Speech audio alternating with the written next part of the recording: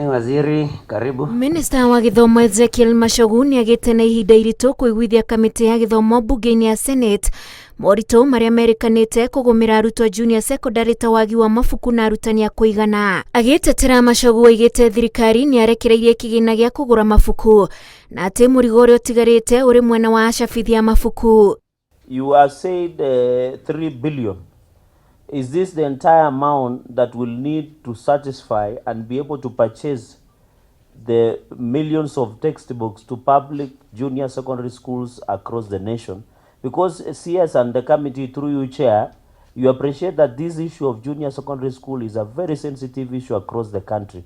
Quite a number of schools have gotten the books, and I also want to convey that we have not been able to give all the schools up to now because the publishers sometimes have been slow in publishing all the schools as required. So we will be able to give you the specific figures and what we are doing in order to ensure that the books don't go out for sale because these are only for public schools. Many schools are yet to receive a capitation for learners, making operations quite very difficult.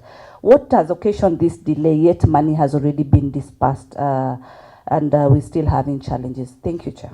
You cannot give out funds on guesswork, Chairperson. We have to get the specific figure and for it to be captured in NEMIS, because if we just give out the money, then the government can be able to lose a lot of funds in the process.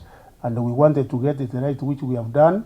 And by next week, the money will be dispersed to the various junior secondary schools. Maya magithi na mbere na kĩo kĩama kĩa arutani na atĩ na ngwatanĩro ya arutani anene a thukuru cia mũthingi KEPSHA moigĩte kũrĩ na makinya matarĩ marakinyanĩrio ma kũgacĩrithia gĩthomo kĩa arutwo a junior secondary. There are now over 37,000 teachers with adequate qualification in primary schools.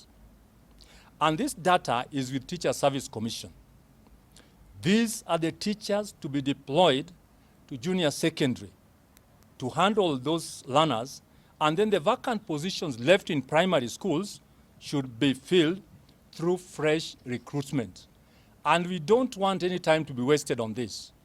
Let Teacher Service Commission, because they already had demarcations and they came out to map out who is who in primary schools. We want this situation be actualized very fast so that learning becomes seamless in junior secondary.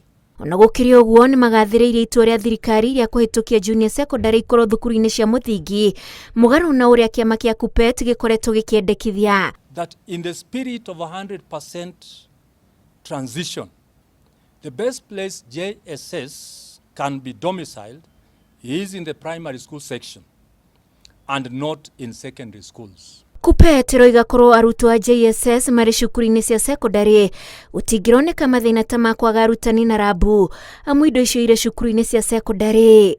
Ngĩribotera Inooro TV, njĩtagwo Wanjikũ wa Kĩmani.